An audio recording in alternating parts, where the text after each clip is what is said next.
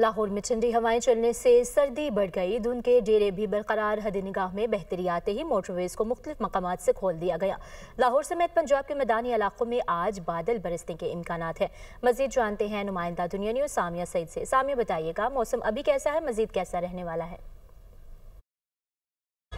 जी बिल्कुल, अगर बात की जाए सूबाई दारुल हुकूमत लाहौर के मौसम के हवाले से तो शहर लाहौर में आज धुंध के डेरे बरकरार हैं। अलबत्ता हद निगाह बेहतर होने पर मोटरवेज को मुख्तलिफ मकामात से खोल दिया गया है, मगर सर्दी की शिद्दत में आज इजाफा रिकॉर्ड किया जा रहा है। ठंडी ठंडी हवाएं चलने का सिलसिला भी जारी है। आज कम से कम दर्जा हरारत 11 जबकि ज़्यादा से ज़्यादा दर्जा हरारत 21 डिग्री सेंटीग्रेड तक जाने का इम्कान है। बताया यही जा रहा है कि शहर लाहौर समेत पंजाब के मैदानी इलाकों में आज वक्फे वक्फे से बादल बरसने के इम्कान हैं। अलबत्ता मोटरवे पुलिस की जानिब से शहरियों को यह कहा जा रहा है कि गैर ज़रूरी सफ़र से इज्तनाब करें। इस मौसम में फोग लाइट्स का इस्तेमाल लाजमी करें। अपने से आगे वाली गाड़ी से मुनासिब फासला रखा जाए ताकि किसी भी हादसे से बचा जा सके। जी।